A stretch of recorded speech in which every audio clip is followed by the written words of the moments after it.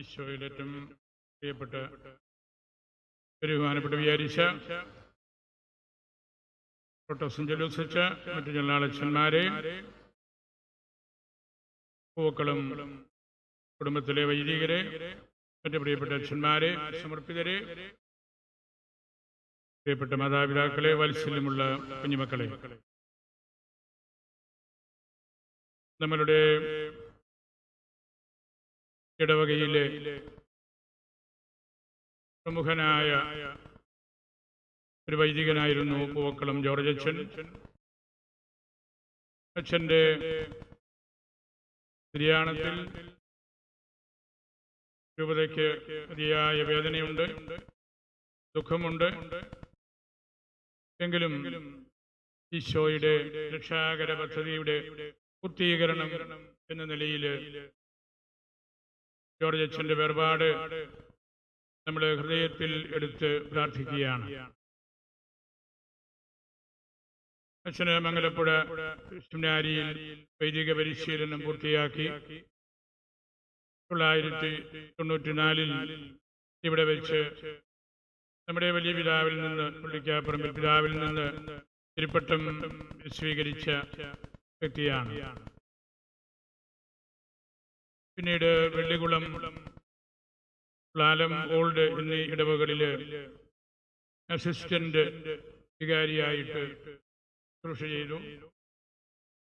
തുടർന്ന് KCYM, KCSL എന്നീ 2 സംഘടനകളുടെ യൂത്തിൻ്റെയും കുട്ടികളുടെയും ഡയറക്ടറായിട്ട് രൂപത കേന്ദ്രത്തിൽ താമസിച്ച് അച്ഛൻ നല്ല ഗുണമേന്മയുള്ള ശുശ്രൂഷ ചെയ്തു. പിന്നീട് ദീർഘമായ ഒരു കാലഘട്ടം 2003 മുതൽ 2024 വരെ നീലൂര് സബിയ ഹോം കേന്ദ്രമാക്കി അച്ഛൻ പ്രവർത്തിക്കുകയായിരുന്നു.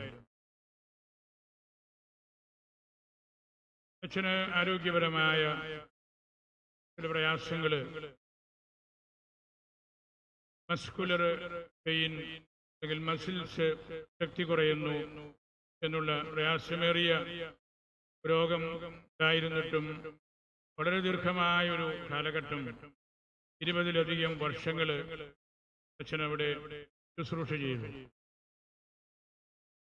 ആ ശുശ്രൂഷ അച്ഛൻ്റെ വ്യക്തിത്വവും പൗരോഹിത്യത്തോടുള്ള അച്ഛൻ്റെ ഒരു വലിയ അടുപ്പവും എടുത്ത് കാണിക്കുന്ന കാര്യങ്ങളായിരുന്നു. സങ്കീർത്തനം 56 അവിടുന്ന് എൻ്റെ അലച്ചിലിൻ്റെ എണ്ണം തിട്ടപ്പെടുത്തിയിട്ടുണ്ട്.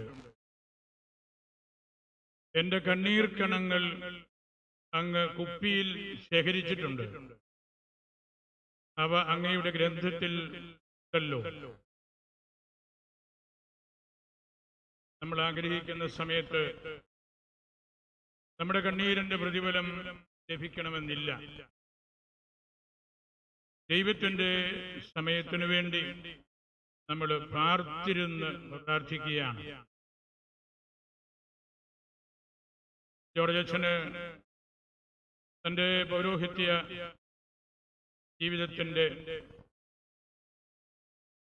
2 പതിറ്റാണ്ടുകൾ ചിലവഴിച്ച നീലൂര് ഈശോയെ കുട്ടികൾക്ക് കൊടുക്കാനായിട്ട് തീവ്രമായിട്ട് പരിശ്രമിച്ചിരുന്നു. അദ്ദേഹത്തിൻ്റെ പരിശ്രമം വളരെ വേഗത്തിൽ കുട്ടികളിലേക്ക് എത്തുന്നതായിട്ട് ഞാൻ പലപ്പോഴും ശ്രദ്ധിച്ചിട്ടുണ്ട്.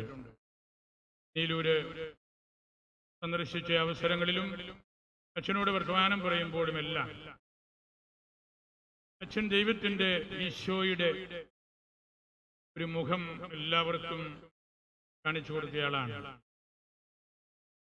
ഞാൻ കാസാദൽ ക്ലേരോയിലും ആശുപത്രി മുറിക്കുള്ളിലും അച്ഛനെ അനേക തവണ കണ്ടിട്ടുണ്ട്, പ്രാർത്ഥിച്ചിട്ടുണ്ട്.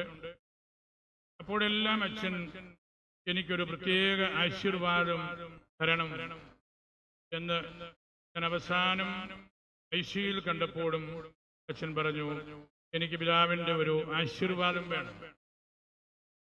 എല്ലാ അവസരങ്ങളിലും അദ്ദേഹം അത് ചോദിച്ചു വാങ്ങുമായിരുന്നു. നീലൂരായിരുന്നപ്പോഴും ഇവിടെ നമ്മുടെ വൈദിക മന്ദിരത്തിലായിരിക്കുമ്പോഴും ആശുപത്രിക്കുള്ളിലായിരിക്കുമ്പോഴും എല്ലാം അത് ഈശോ നൽകുന്ന വലിയൊരു കൺസോലേഷനായിട്ട് അച്ഛൻ എന്നും കരുതിയിരുന്നു. 21 വർഷത്തോളം നീലൂര് സാവിയോ ഹോം ബോർഡിങ്ങിലും സെയിന്റ് ജോസഫ് പബ്ലിക് സ്കൂളിലും അച്ഛൻ സേവനം ചെയ്ത കാലം ഞാൻ പ്രത്യേകമായിട്ട് ഓർക്കുകയാണ്. നീലൂരെത്തിയ ആദ്യ 4-5 വർഷം കഴിഞ്ഞതിന് ശേഷം അച്ഛന് ആരോഗ്യ പ്രശ്നങ്ങൾ ആരംഭിച്ചിരുന്നു. ഒരു അപൂർവമായ രോഗമാണ്, നടക്കാനുള്ള പ്രയാസമാണ്. അദ്ദേഹം വീൽ ചെയറിൻ്റെ സഹായത്തോടു കൂടിയാണ് അവിടെ വർഷങ്ങൾ താമസിച്ച ഉത്തരവാദിത്വങ്ങളെല്ലാം ചെയ്തത്. ആ പ്രയാസങ്ങളൊക്കെ ഉണ്ടായിരുന്നെങ്കിലും അച്ഛൻ്റെ കാലത്താണ് ബോർഡിങ് വിപുലമായി നവീകരിക്കപ്പെടുകയും 100-ലധികം കുട്ടികൾ ഓരോ വർഷവും ബോർഡിങ്ങിൽ അഡ്മിഷൻ ഉണ്ടാവുകയും എല്ലാം ചെയ്തത്. ജോർജ് അച്ഛന് നല്ല ഒരു റെക്ടറായിരുന്നു, ടീച്ചറായിരുന്നു, മെന്ററായിരുന്നു. അതെല്ലാം കുട്ടികളിൽ അച്ചടക്കവും അറിവും ശിക്ഷണവും കൂടുതൽ നൽകാനായിട്ട് ഉപകാരപ്പെട്ടു. വർഷങ്ങളോളം ഞാൻ പറഞ്ഞല്ലോ, അദ്ദേഹം ശാരീരികമായ അസ്വസ്ഥതകളിലൂടെ കടന്നുപോയി. രോഗം ശരീരത്തെ തളർത്താൻ ശ്രമിച്ചപ്പോഴും ആന്തരമായ ഒരു കരുത്തുകൊണ്ട് അദ്ദേഹം അതിനെ അതിജീവിച്ചു. തൻ്റെ വേദനകളെ ലോകത്തിനു മുന്നിൽ പ്രദർശിപ്പിക്കാനല്ല, മറിച്ച് ദൈവകരങ്ങളിൽ സമർപ്പിക്കാനാണ് അദ്ദേഹം ആഗ്രഹിച്ചത്. പരാതികളില്ലാത്ത ആ വർഷങ്ങൾ നമുക്ക് വലിയൊരു പാഠമാകേണ്ടതാണ്. എപ്പോഴും അച്ഛൻ്റെ മുഖത്ത് ഈശോയുടെ മുഖം ദർശിക്കാനായിട്ട് നമുക്ക് കഴിയുമായിരുന്നു. നീലൂര് സ്കൂളിലെ മലയാളം അധ്യാപകനായിരുന്ന കാലം അച്ഛൻ്റെ ജീവിതത്തിലെ ഏറ്റവും സന്തോഷകരമായ ഒരു കാലഘട്ടമായിരുന്നു. അക്ഷരങ്ങളുടെ ലോകത്ത് അദ്ദേഹം വെറുമൊരു അധ്യാപകൻ മാത്രമായിരുന്നില്ല, കുട്ടികളുടെ സ്വപ്നങ്ങൾക്ക് ചിറക് നൽകിയ ഒരു വഴികാട്ടിയായിരുന്നു. അച്ഛൻ എന്നും അവിടെ ഉണ്ടായിരുന്നു കുട്ടികളോടൊത്ത്. അച്ഛൻ പകർന്നു നൽകിയ അറിവിൻ്റെ വെളിച്ചം ഇന്നും അനേകം ശിഷ്യരുടെ ജീവിതത്തിൽ പ്രകാശിച്ചു നിൽക്കുന്നത് കാണാൻ നമുക്ക് കഴിയും. അതുകൊണ്ടാണ് സ്കൂൾ കാലഘട്ടം കഴിഞ്ഞ് പതിറ്റാണ്ടുകൾ പിന്നിട്ടുണ്ട് അദ്ദേഹത്തിൻ്റെ ശിഷ്യഗണങ്ങൾ ആ സ്നേഹത്തണൽ തേടി വീണ്ടും വീണ്ടും അവിടെയും കാസാദൽ ക്ലേരോ വൈദിക മന്ദിരത്തിലുമെല്ലാം എത്തിക്കൊണ്ടിരുന്നത്. പദവികൾക്കോ പ്രായത്തിനോ അപ്പുറം അദ്ദേഹം എല്ലാവരുമായും കാത്തുസൂക്ഷിച്ച ആ ഹൃദയ ബന്ധം അത്യപൂർവമാണ്. ശിശുക്കളെ സ്നേഹിച്ച ഈശോയെ പോലെ ജോർജ് അച്ഛൻ കുട്ടികളുടെ പ്രിയപ്പെട്ടവനായി മാറി. ഒരു മികച്ച അധ്യാപകനായി അദ്ദേഹം അറിവ് പകർന്നു നൽകി. അദ്ദേഹം പഠിപ്പിച്ചത് കേവലം അക്ഷരങ്ങളല്ല, കരുണയും വിനയവുമാണ്. ശാരീരിക അവശതകൾക്കിടയിലും കുട്ടികൾക്കായി സമയം കണ്ടെത്തുന്നത് അവരോടുള്ള അദ്ദേഹത്തിൻ്റെ വലിയ സ്നേഹം വെളിപ്പെടുത്തുന്ന കാര്യമായിരുന്നു. അധ്യാപകനായും സാവിയോ ഹോം ബോർഡിൻ്റെ ഡയറക്ടറായും സേവനമനുഷ്ഠിച്ച നാളുകളിൽ നിരവധി ദൈവവിളികൾ കണ്ടെത്തുന്നതിനും പ്രോത്സാഹിപ്പിക്കുന്നതിനും വൈദിക സന്യസ്ത ജീവിതത്തിലേക്ക് ആ കുട്ടികളെ നയിക്കുന്നതിനും അദ്ദേഹത്തിന് സാധിച്ചു. അദ്ദേഹത്തിന്റെ കൂട്ടത്തിൽ രൂപതാ കേന്ദ്രത്തിൽ നിന്ന് അയക്കുന്ന ശമാശന്മാർക്ക് അച്ഛനെക്കുറിച്ച് വലിയ മതിപ്പായിരുന്നു. അച്ഛനെല്ലാം കൃത്യമായിട്ട് പറയും, പഠിപ്പിക്കും, പ്രാർത്ഥിക്കും, കുട്ടികൾക്ക് വേണ്ട തിരുത്തലുകൾ നൽകും. അങ്ങനെ ശമാശന്മാർക്കും ഏറെ ഇഷ്ടപ്പെട്ട ഒരു പ്രൊക്ടറും അധ്യാപകനും എല്ലാമായിരുന്നു അദ്ദേഹം. നമുക്ക് നൽകുന്ന ഏറ്റവും വലിയ മാതൃക കഠിനാധ്വാനവും ക്ഷമയുമാണ്. മരണത്തിന്റെ തൊട്ടടുത്ത ദിവസങ്ങളിൽ പോലും മുഖത്ത് ഒരു പ്രയാസവും കാണിക്കാതെ ശാരീരികമായിട്ടുള്ള വേദനകളെല്ലാം അദ്ദേഹം ഇന്റേണലൈസ് ചെയ്തു, ഉള്ളിൽ പ്രാർത്ഥനയുടെ വിഷയമായിട്ടെടുത്തു. തന്റെ വേദനയേക്കാൾ വലുതാണ് മറ്റുള്ളവരുടെ കണ്ണുനീരെന്ന് വിശ്വസിച്ച ഒരു വലിയ ഹൃദയമായിരുന്നു അച്ഛൻ്റേത്. ജീവിത പ്രശ്നങ്ങൾക്ക് പരിഹാരം തേടി അദ്ദേഹത്തിന്റെ അടുക്കലെത്തുന്നവര് നിരവധിയായിരുന്നു. ക്ഷമയെന്നത് ഒരു പുണ്യമായി അദ്ദേഹം തന്റെ ജീവിതത്തിൽ ആവാഹിച്ചിരുന്നു. നമ്മുടെ പരിമിതികളല്ല, നമ്മുടെ മനസ്സാണ് കരുത്തെന്ന് അദ്ദേഹം വാക്കുകളിലൂടെയും പ്രവൃത്തികളിലൂടെയും പ്രകടിപ്പിച്ചു. എന്തൊക്കെ പ്രശ്നങ്ങൾ ജീവിതത്തിൽ ഉണ്ടെങ്കിലും തന്നെ സമീപിക്കുന്നവർക്ക് എന്നും മായാതെ ഒരു ചിരി സമ്മാനിക്കുവാൻ അച്ഛന് കഴിഞ്ഞിരുന്നു. നിരവധിയായ അവസരങ്ങളിൽ അച്ഛൻ്റെ ആ ഒരു ഉൾക്കരുത്ത് വളരെ പ്രകടമായിട്ട് അനുഭവിച്ചറിയാനായിട്ട് എനിക്കും സാധിച്ചിട്ടുണ്ട്. ഇന്നത്തെ വിശേഷത്തിൽ ലൂക്കായുടെ സുവിശേഷം 22-26 എൻ്റെ പരീക്ഷകളിൽ എന്നോടൊപ്പം നിരന്തരം ഉണ്ടായിരുന്നവരാണ് നിങ്ങൾ എന്ന് ശിഷ്യന്മാരെ കുറിച്ച് കർത്താവ് പറഞ്ഞല്ലോ. ഒരു പുരോഹിതനോട് ചേർത്ത് വെച്ച് വായിക്കാവുന്ന ഏറ്റവും സുന്ദരമായ ഒരു തിരുവചനമാണ്. ജോർജ് അച്ഛന് ഏത് പ്രതിസന്ധികളിലും കർത്താവിന്റെ കൂട്ടത്തിൽ എപ്പോഴും ഉണ്ടായിരുന്നയാളാണ്. ഈശോയോടൊപ്പം നിന്ന് കുട്ടികൾക്ക് ദൈവത്തെ കാണിച്ചു കൊടുക്കുവാൻ അദ്ദേഹത്തിന് സാധിച്ചു.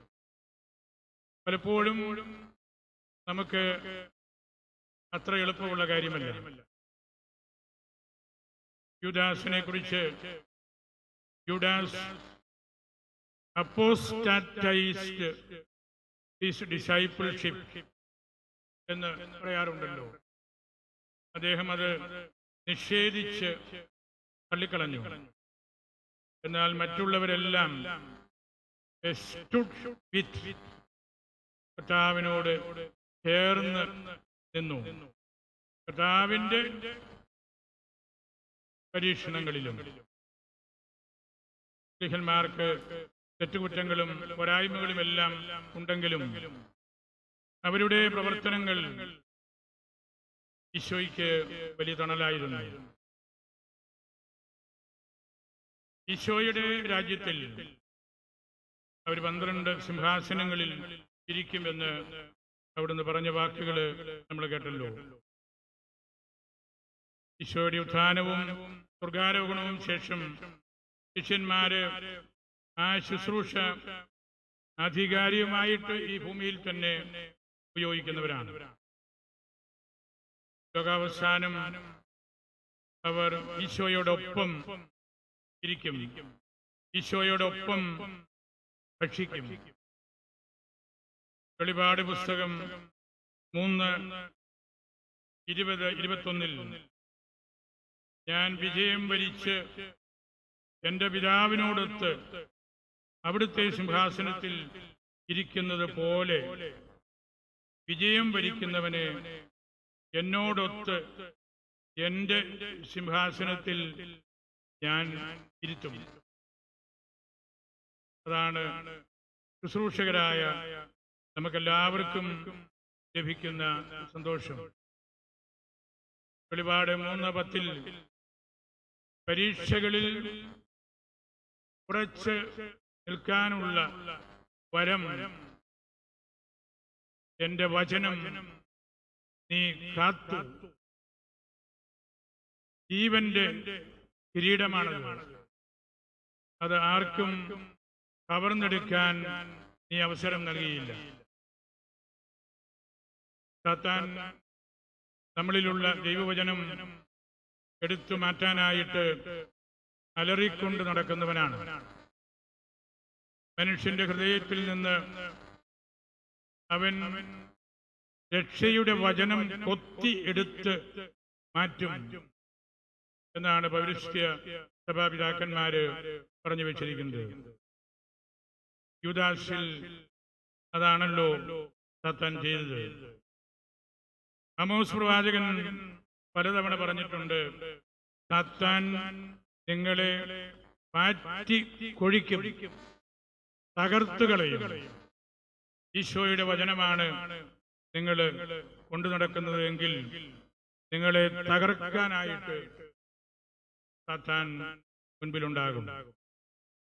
ലൂക്ക 16:8 ഈ യുഗത്തിന്റെ മക്കൾ തങ്ങളുടെ തലമുറയിൽ വെളിച്ചത്തിന്റെ മക്കളെക്കാൾ ബുദ്ധിശാലികളാണ്. സാത്താന്റെ സാന്നിധ്യം, ശത്രുക്കളുടെ വളർച്ച എല്ലാം മനസ്സിൽ നേരത്തെ കണ്ടുകൊണ്ടാണല്ലോ സുവിശേഷകൻ പ്രകാരം പറഞ്ഞത്. റോമ 12:20 വിശുദ്ധ പൗലോസ് പറഞ്ഞു, നിന്റെ ശത്രുവിന് വിശക്കുന്നുവെങ്കിൽ ഭക്ഷിക്കാനും ദാഹിക്കുന്നുവെങ്കിൽ കുടിക്കാനും കൊടുക്കുക.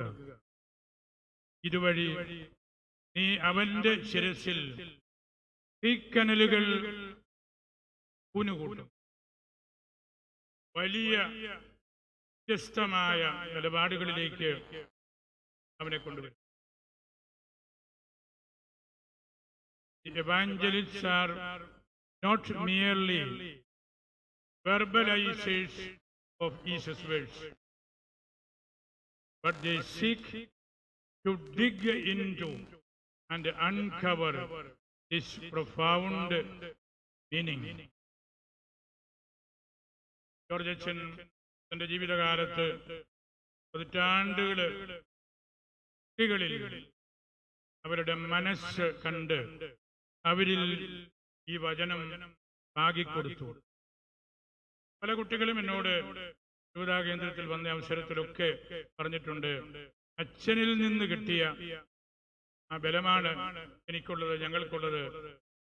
ഞങ്ങൾക്കതുകൊണ്ട് ഒന്നും ഭയപ്പെടാനില്ല, പേടിക്കാനില്ല എന്ന്. അവർക്ക് ഒരു റിഫോർമേഷൻ ആവശ്യമില്ലാത്ത വിധത്തിൽ ആ കുട്ടികള് അച്ഛൻ്റെ പ്രാർത്ഥനയും അച്ഛൻ്റെ ഈശോയോടുള്ള അടുപ്പവും അനുഭവിച്ചറിഞ്ഞവരാണ്. ചില വ്യക്തികളെ കുറിച്ച് വേദശാസ്ത്രത്തിൽ വായിച്ചിട്ടുണ്ട്, they have never been reformed because they have never been deformed. ഒരിക്കലും താഴേക്ക് പോകാത്തവർക്ക്, വഴിതെറ്റിപ്പോകാത്തവർക്ക്, ദൈവവചനം വിട്ടുകളയാത്തവർക്ക് റിഫോർമേഷന്റെ ആവശ്യമില്ല. Because they had never been deformed. അച്ഛൻ കൊടുത്ത ആ ശിക്ഷണം ഹൃദയത്തിലെടുക്കുമ്പോൾ നിങ്ങൾക്കത് വലിയ കരുത്താണ്, ഒരു വലിയ ആവേശത്തോടു കൂടിയാണ് അച്ഛനെ കുറിച്ച് സംസാരിക്കുന്നതും പ്രവർത്തിക്കുന്നതുമെല്ലാം. അച്ഛൻ്റെ പ്രകാലമുള്ള സഹനം സ്വർഗത്തിലേക്ക് കയറിപ്പോകാനുള്ള ഗോവണിപ്പടി തന്നെയാണ്. ഒരിക്കലും അതിൽ അദ്ദേഹം വിഷമിച്ചിട്ടില്ലായിരുന്നു. എത്ര സഹനം വന്നാലും അതെല്ലാം സ്വന്തമാക്കാനും ഒരു ഹൃദയത്തിലെടുക്കുവാനും അദ്ദേഹത്തിന് തുറന്ന മനസ്സുണ്ടായിരുന്നു.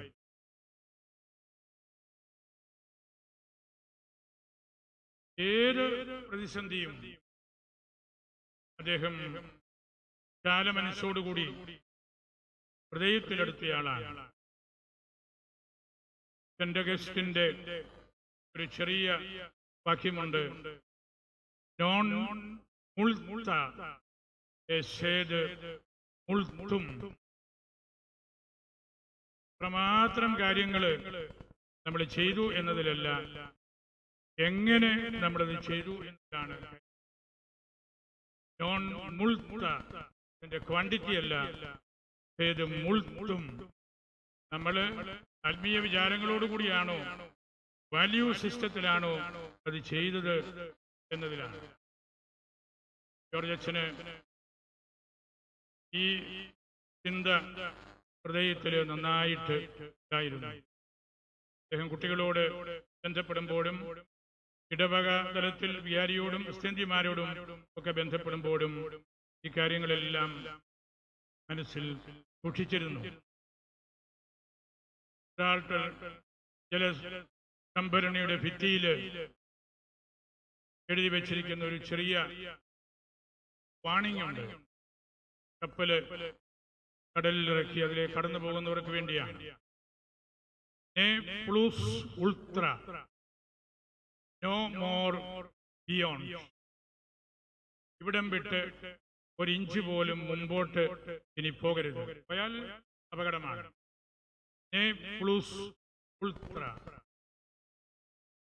ഞാൻ ജോർജ് അച്ഛനോട് പലപ്പോഴും ഈ വേദനകളെക്കുറിച്ച്, അച്ഛൻ്റെ അനാരോഗ്യത്തെക്കുറിച്ച് സംസാരിച്ചിട്ടുണ്ട്. അച്ഛൻ അതെല്ലാം ഒറ്റ ചിരിയിൽ ഇനിയും വേദനകൾ വരട്ടെ പിതാവേ, ഒരു കുഴപ്പവുമില്ല, എത്രമാത്രം വേണമെങ്കിലും ഈ ഇരിപ്പിലും ഈ കിടപ്പിലും എനിക്ക് മുമ്പോട്ട് ഇനി പറ്റില്ല, ഒരു സ്റ്റെപ്പ് ഇനി പറ്റില്ല എന്നല്ല അദ്ദേഹം പറഞ്ഞു. ഏത് വേദനയും ഏതു തരത്തിലുള്ള പ്രയാസങ്ങളും ഞാൻ ഈശോയ്ക്ക് വേണ്ടി സഹിക്കാനും അത് ഇന്റേണലൈസ് ചെയ്യാനും തയ്യാറാണ്. നമുക്ക് വലിയൊരു ചലഞ്ചായിട്ടാണ് ജോർജ് അച്ഛൻ ഈ ജീവിതത്തെ കണ്ടത്. ഒരു നല്ല പുരോഹിതൻ എങ്ങനെയായിരിക്കണമെന്ന് അദ്ദേഹം നമ്മെ പഠിപ്പിച്ചു. ഏറെ സഹിച്ചപ്പോഴും ഏറെ സന്തോഷിച്ച ഒരു അച്ഛനായിരുന്നു ജോർജ് അച്ഛൻ. അദ്ദേഹത്തിൻ്റെ മുഖത്തുള്ള ആ ഒരു പ്രസന്നത അപൂർവമായിട്ട് നമ്മൾ പരസ്പരം നോക്കിയാലും കാണാൻ പറ്റും. എല്ലാ വേദനകളിലും അദ്ദേഹം സന്തോഷിച്ചിരുന്നു. ഒരു പൗരോഹിത്യത്തിൻ്റെ ടെസ്റ്റമെന്റായിട്ട് അദ്ദേഹം എടുത്തിരുന്നു. അതുകൊണ്ട് അദ്ദേഹം ഇരുന്നും കിടന്നും നിരങ്ങിയുമാണ് ഈ ശുശ്രൂഷകളെല്ലാം ചെയ്തത്. എത്ര വേണേ പറ്റുകയെന്ന് പറഞ്ഞ് പിന്മാറാമായിരുന്നു. പക്ഷേ അത് പൗരോഹിത്യത്തിൻ്റെ ഗുണമേന്മയ്ക്ക് ാണ് ചെയ്യേണ്ടത് എന്നുള്ള ബോധ്യം ഉള്ളത് കൊണ്ടാണ്. ആ ബോധ്യമാണ് അച്ഛൻ്റെ ജീവിതത്തിൻ്റെ ഏറ്റവും വലിയ പ്രബോധനം എന്ന് ഞാൻ കരുതുകയാണ്. അദ്ദേഹത്തിൻ്റെ നയനങ്ങള്, കണ്ണുകള് മറ്റുള്ളവർക്ക്, ആവശ്യക്കാർക്ക് ദാനം ചെയ്തിരിക്കുകയാണ്. മറ്റുള്ളവര് ആ കണ്ണിലൂടെ കാഴ്ച നേടും. പൂക്കുളം നല്ലൊരു ക്രിസ്തീയ തറവാടാണ്. പ്രാർത്ഥനയും ഒരു സ്നേഹപ്രവർത്തനങ്ങളും എല്ലാം നിരന്തരം അഭിമാനബോധത്തോടുകൂടി കണ്ടിരുന്ന, കാണുന്ന മാതാപിതാക്കളായിരുന്നു. അവരുടെ 8 മക്കളും അതുപോലെ തന്നെയാണ്. ജെസ്സി ജോസും ജെയിംസ് കുട്ടി മാനുവലും ഐസായും പ്രിയങ്കരനായ കുര്യാക്കോസ് അച്ഛനും ജോൺസൺ അച്ഛനും ജിൻസി റോയ് ടീച്ചറും ജെയ്സിയും ജിമ്മിയും അൻസി ടീച്ചറും എല്ലാം ഈ ഒരു വസ്തുതയാണ് നമ്മെ പഠിപ്പിക്കുന്നത്. അച്ഛൻ്റെ ആവശ്യങ്ങളിൽ അവരെല്ലാവരും അച്ഛൻ്റെ കൂട്ടത്തിലുണ്ടായിരുന്നു. മെഡിസിറ്റിയിൽ എത്രയോ തവണ അച്ഛൻ്റെ സഹോദരങ്ങൾ എല്ലാവരും വന്നു. അതുപോലെ മാതൃ സഹോദരനായിട്ടുള്ള ജോസഫിന്, ജ്യേഷ്ഠൻ്റെ മക്കള് ഞങ്ങളുടെ പ്രിയപ്പെട്ട ജസ്ബിൻ ഷമാശൻ, ജോസ്ലിൻ, ജെറിൻ, അവരൊക്കെ ഈ അച്ഛൻ്റെ നല്ല മാതൃക കണ്ട് ജീവിച്ചവരാണ്. രൂപതയോടും രൂപത പ്രവർത്തനങ്ങളോടും അച്ഛൻ വളരെ ചേർന്ന് നിന്ന ആളാണ്. നീലൂര് വെള്ളപ്പൊക്കമുണ്ടാകുമ്പോഴും നീലൂര് ബോർഡിങ്ങിൻ്റെ മേൽക്കൂട് മുഴുവൻ കാറ്റെടുത്ത് പോയപ്പോഴും എല്ലാം അച്ഛനെ വിളിച്ചു, പിതാവെ ഒരു ചെറിയ സഹായം ചെയ്യാവോ, മേൽക്കൂട് മുഴുവൻ പോയി. ഞാൻ പറഞ്ഞു, അച്ഛൻ പേടിക്കണ്ട, അതിൻ്റെ മുഴുവൻ ചെലവും രൂപതാ കേന്ദ്രത്തിൽ നിന്നാണ്. അച്ഛനത് വലിയ സന്തോഷമായിരുന്നു. അങ്ങനെ കൊടുത്ത പണം അദ്ദേഹം സൂക്ഷ്മമായിട്ട് ഉപയോഗിച്ച് മിച്ചം വന്നത് തിരിച്ചു തരും. അത്രമാത്രം വിശിഷ്ടമായ ഗുണമേന്മയുള്ള ഒരു അച്ഛനായിരുന്നു നമ്മുടെ ജോർജ് അച്ഛൻ. ഈ ഇടവകയ്ക്ക് വലിയൊരു അഭിമാനമായിരുന്നു. അദ്ദേഹം നമ്മളുടെ യുവാക്കന്മാർക്ക് വലിയൊരു കരുത്തായിരുന്നു. അദ്ദേഹം കൊടുത്ത ഫോർമേഷൻ യുവാക്കന്മാർക്കും കുട്ടികൾക്കും എന്നും ആവേശം പകർന്ന കാര്യങ്ങളായിരുന്നു. അച്ഛൻ ശക്തമായ ഭാഷയിൽ പ്രസംഗിക്കുമായിരുന്നു. ഉജ്ജ്വലമായ ഭാഷ, മൂർച്ചയുള്ള ചിന്തകൾ. അങ്ങനെ അച്ഛൻ അന്ന് യൂത്തിനെ നയിച്ചിരുന്ന കാലഘട്ടങ്ങളിൽ അച്ഛൻ്റെ അനേകം പ്രഭാഷണങ്ങൾ പൊതുവേദികളിലും ഓഡിറ്റോറിയങ്ങളിലും എല്ലാം കേൾക്കാനായിട്ട് എനിക്കും അവസരമുണ്ടായിട്ടുണ്ട്. സത്യസന്ധനായ ഒരു പുരോഹിതൻ, എല്ലാം തുറന്ന് സംസാരിക്കുന്ന ഒരച്ഛൻ.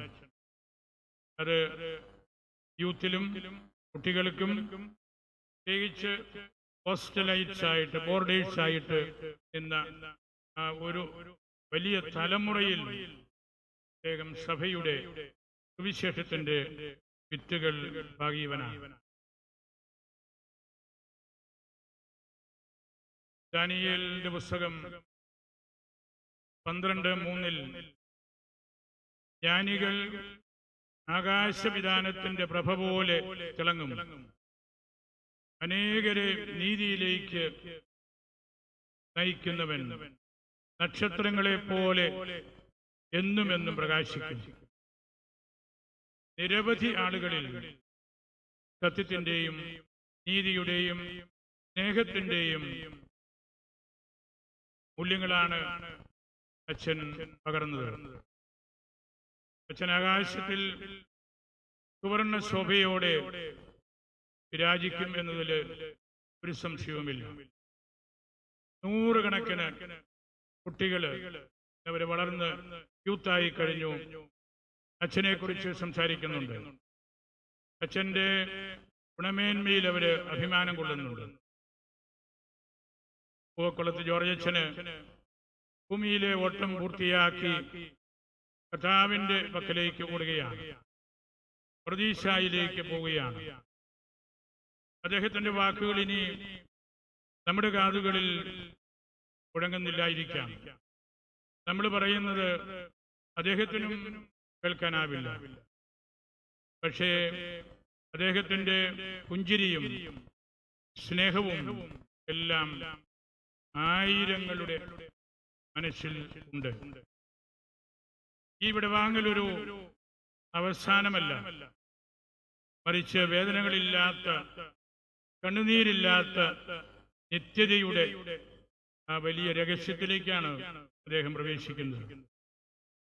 കാർഡിനൽ ന്യൂമാന്റെ കല്ലറയിൽ എഴുതി വെച്ചിട്ടുണ്ടല്ലോ, ഫ്രം ഷാഡോസ് ടു റിയാലിറ്റി, നിഴലുകളിൽ നിന്ന് യാഥാർത്ഥ്യത്തിലേക്ക് എന്ന്. ജോൺ എഫ് കെന്നഡിയുടെ കല്ലറയിലും എഴുതി. പലരെ സംബന്ധിച്ചും ഇത് കല്ലറ ജീവിതത്തിന്റെ അവസാനമാണ്. എന്നെ സംബന്ധിച്ച് യഥാർത്ഥ ജീവിതത്തിന്റെ ആരംഭമാണ്. ജോർജ് അച്ഛന്റെ സത്യസന്ധമായ പൗരോഹിത്യ ശുശ്രൂഷ നിഴലുകളിൽ നിന്ന് യാഥാർത്ഥ്യത്തിലേക്കുള്ള ആ യാത്രയിൽ അദ്ദേഹത്തെ സഹായിക്കും. അദ്ദേഹം മൂല്യങ്ങള് സമർത്ഥിക്കുന്നതിന് വേണ്ടി സഹിച്ചിട്ടുണ്ട്. സഭയുടെ പ്രബോധനങ്ങളിൽ ഉറച്ചു നിൽക്കാൻ വേണ്ടി ത്യാഗം എടുത്തിട്ടുണ്ട്. വേദനകളിൽ മറഞ്ഞിരിക്കുന്നത് ഈശോയാണെന്ന് അദ്ദേഹം തിരിച്ചറിഞ്ഞിട്ടുണ്ട്. അങ്ങനെയുള്ള വലിയൊരു തിരിച്ചറിവിന്റെ യാഥാർത്ഥ്യം ജീവിതത്തിൽ കണ്ടെത്തിയ ആളാണ് അച്ഛൻ. അച്ഛന്റെ മരണം അറിഞ്ഞപ്പോൾ മുതൽ യാരിച്ചനും തന്റെ സഹോദരങ്ങളുമെല്ലാം ഈ ക്രമീകരണത്തിന് വേണ്ടി വളരെയേറെ അവർ തന്നെ സഹിച്ചിട്ടുണ്ട്. ഈ സമയം കണ്ടെത്താനായിട്ട് ഈ ദിവസങ്ങളിലെല്ലാം കൂട്ടിയെടുത്ത കാര്യങ്ങളുടെ വലിയ തിരക്കുണ്ടായിരുന്നു. യാരിച്ചനും അച്ഛന്റെ സഹോദരങ്ങൾ രണ്ട് അച്ഛന്മാരും പറഞ്ഞു, ഒരു കുഴപ്പമില്ല, രാവിന് പറ്റുന്ന സമയം പറഞ്ഞാൽ മാത്രം മതി, ഞങ്ങൾ വെയിറ്റ് ചെയ്യാം. അതെല്ലാം ഈ കുടുംബത്തിന്റെ ഒരു മഹിമയാണ്. യാരിച്ചന്റെ നിർദ്ദേശങ്ങള് വളരെ കൃത്യമായിട്ട് അവർ കേട്ടു. അതുപോലെ ഡി സിറ്റിയിലെ ശുശ്രൂഷകരായിട്ടുള്ള ആളുകളെയും ഞാൻ പ്രത്യേകമായിട്ട് ഓർക്കുകയാണ്. രണ്ട് വാക്കുകൾ ഉപസംഹരിക്കട്ടെ. അച്ഛന്റെ പ്രവേശനത്തിന് സെയിന്റ് ജോൺ ദെബുംസ്യാന്റെയും പരിശുദ്ധ അൽഫോൻസാമയുടെയും ചാവറ കുര്യാക്കോസ് ദേവാളന്റെയും പ്രാർത്ഥനകൾ യാചിച്ച് എൻ്റെ വാക്കുകൾ